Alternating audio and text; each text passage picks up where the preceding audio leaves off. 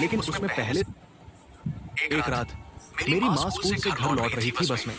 बस भरी हुई नहीं थी, लेकिन उसमें पहले से ही कई लोग बैठे हुए थे। एक महिला ने तुरंत ही मेरी माँ का ध्यान खींच लिया, क्योंकि वो मेरी माँ के पेट को घूरने लगी। मेरी माँ उस समय गर्भवती थी, लेकिन वो महिला अपनी नजर हटा नहीं रही थी और धीरे धीरे करीब आने लगी।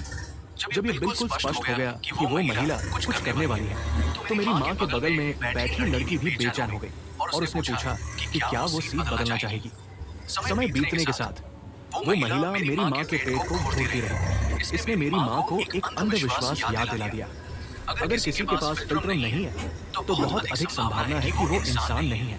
फिल्ट्रम ऊपरी होंठ के बीच में एक लंबवत निशान होता है। हमारे देश में एक प्राणी होता है जिसे घैकवा कहते हैं। कहा जाता है कि वो दिन में इंसान होता है, लेकिन रात को राक्षस बन जाता है और पक्षी में बदल सकता है। ये प्राणी अक्सर त्योहारों के दौरान दिखाई देते हैं और लोगों को खाना पेश करते हैं, लेकिन कहा जाता है कि उनका दिया हुआ खाना कभी नहीं खाना चाहिए। मेरी माँ ने ये कहानी अपनी दादी से सुनी थी जब वो बहुत छोटी थी, और उनके इलाके में इस पर बहुत विश्वास किया जाता था। जब तक मेरी माँ बस से उतरी, वो महिला उसे घूरती रही और आखिरकार बस से उतरने के बाद वो महिला उसके पीछे पीछे चलने लगी। मेरी माँ ने जानबूझकर उल्टा रास्ता लिया, लेकिन वो महिला उसके पीछे ही रही। मेरी माँ जितनी तेज चल सकती थी, उतनी तेज चलते हुए भीड़ वाले इलाके की तरफ गई और फिर तुरंत राइट ढूंढने के लिए भागी।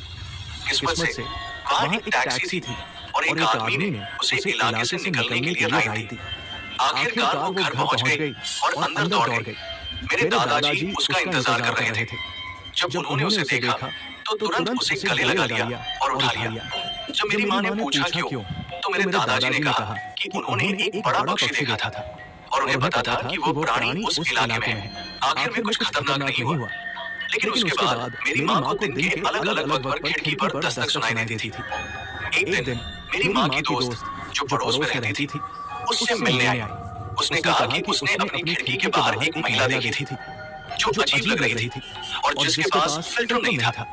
मेरी माँ को समझ में आया